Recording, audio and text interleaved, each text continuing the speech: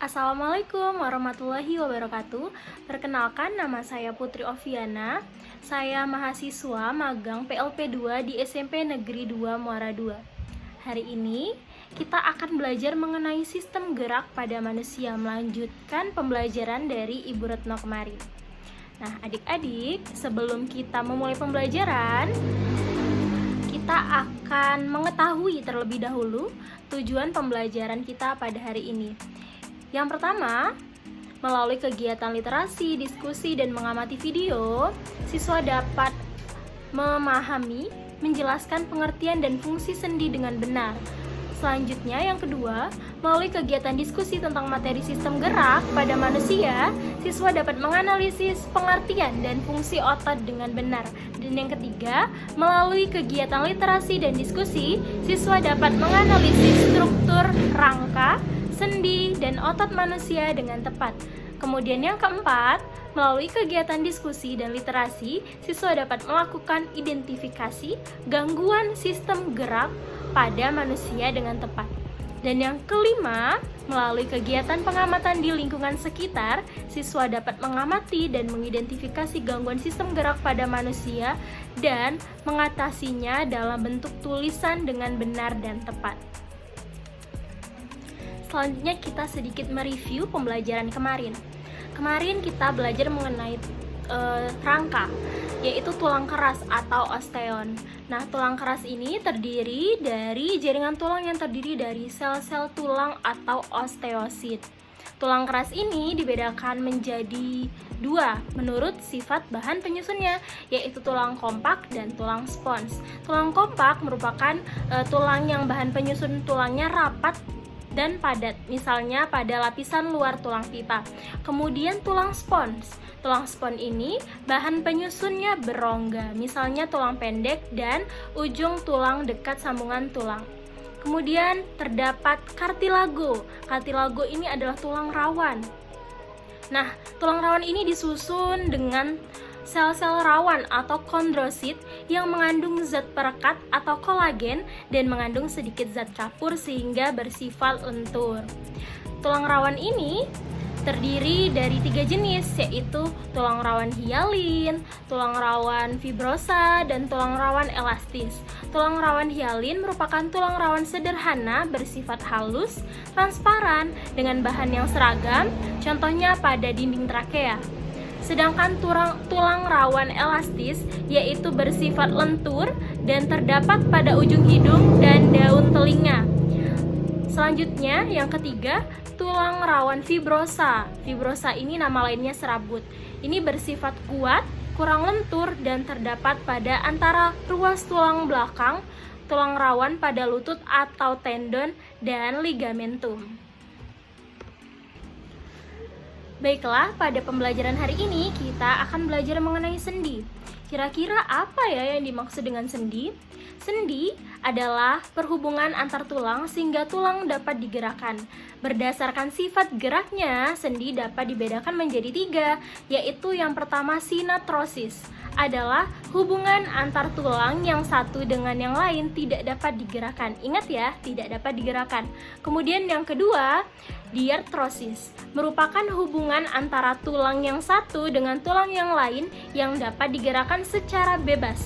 Kemudian yang ketiga, amfiartrosis, yaitu hubungan antar tulang yang satu dengan tulang yang lain yang hanya dapat digerakkan secara terbatas.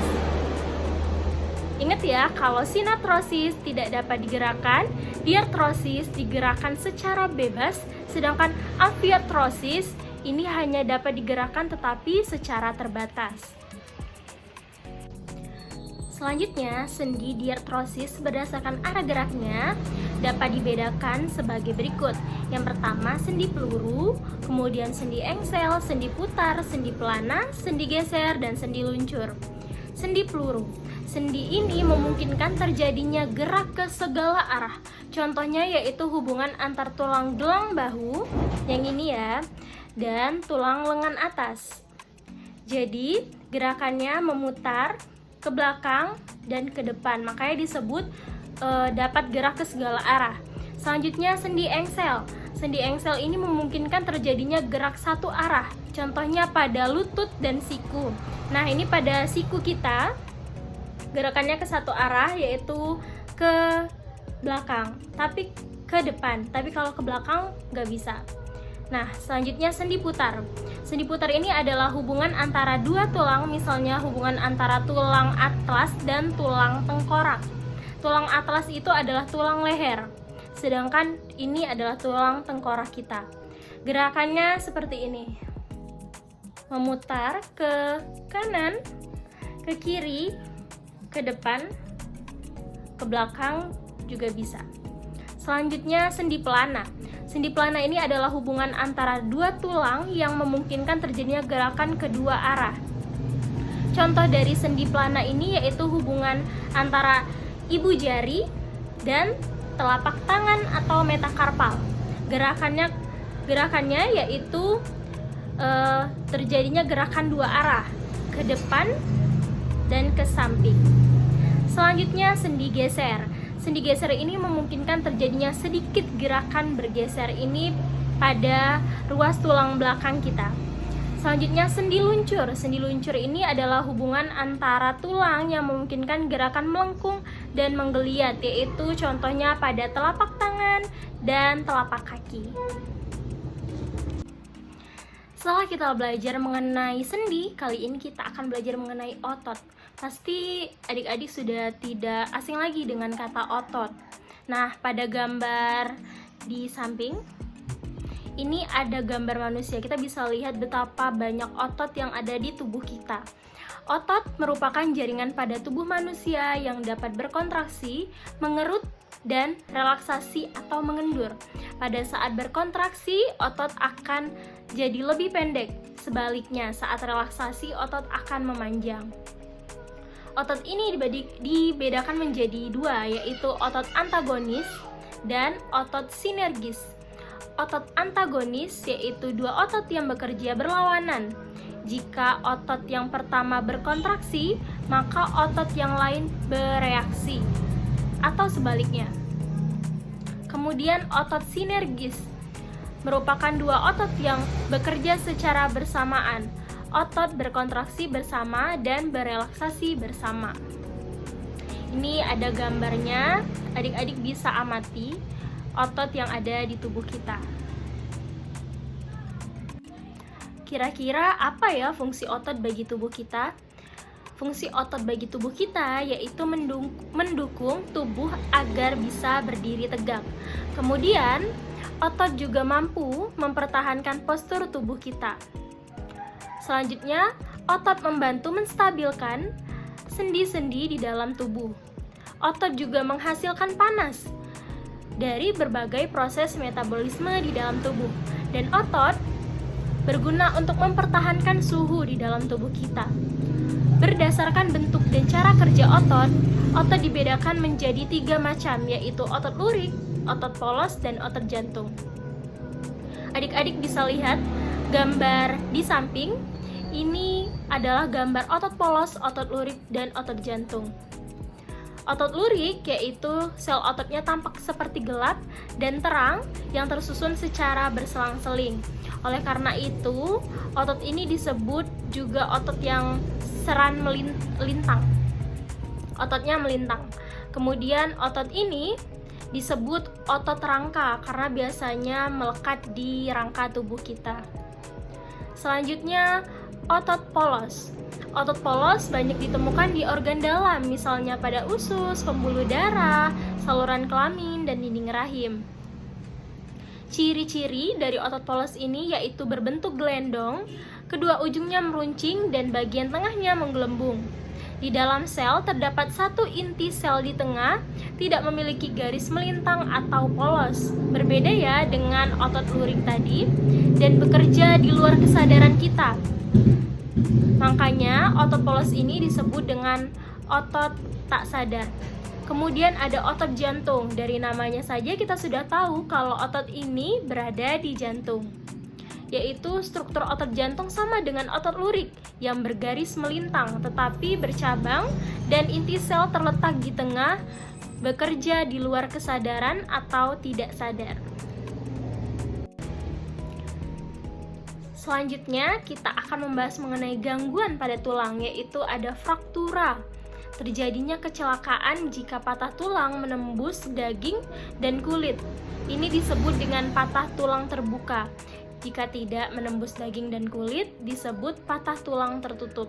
Pasti adik-adik pernah lihat kan, ada orang yang mengalami kecelakaan jika patah tulangnya menembus daging dan kulit.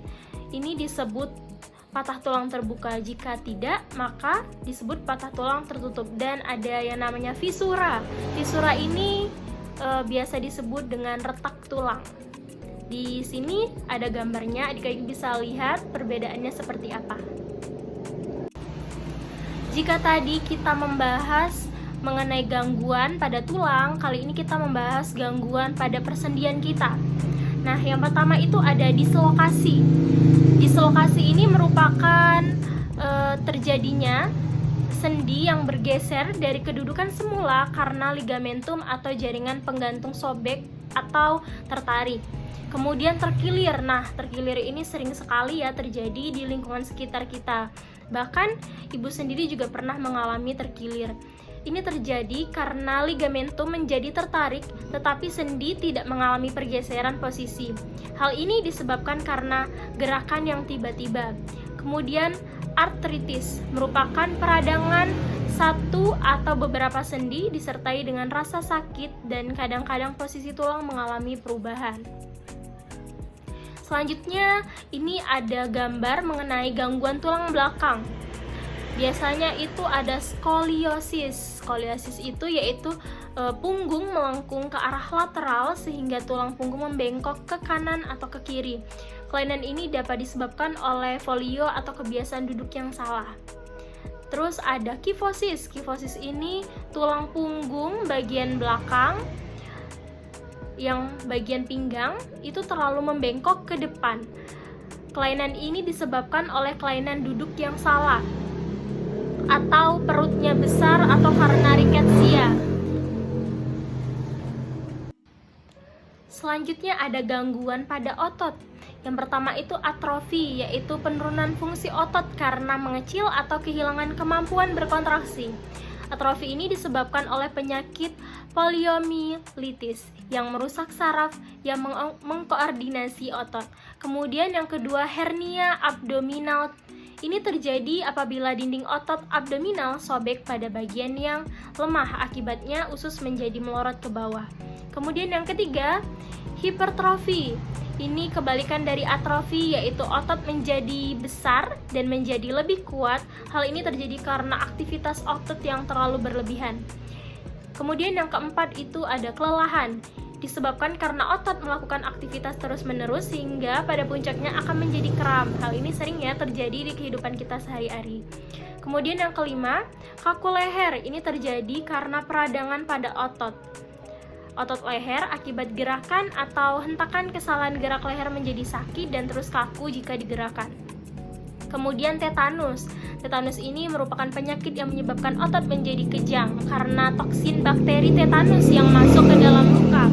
Kemudian distrofi, ini yang ketujuh, merupakan penyakit kronis pada otot sejak anak-anak, diperkirakan karena penyakit bawaan atau genetik. Kemudian yang kedelapan, polio. Penyakit ini disebabkan oleh virus dan terutama menyerang pada anak-anak. Dapat mengakibatkan kelumpuhan.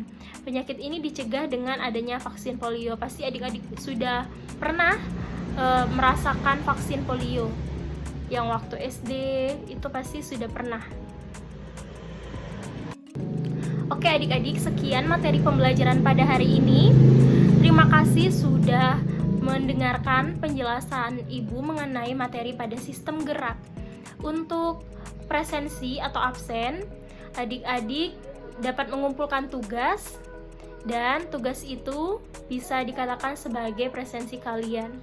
Kita akan lanjut pembelajaran hari ini dengan via messenger. Adik-adik bisa bertanya jika ada materi yang belum difahami. Baiklah, terima kasih atas perhatiannya. Ibu akhiri, wassalamualaikum warahmatullahi wabarakatuh.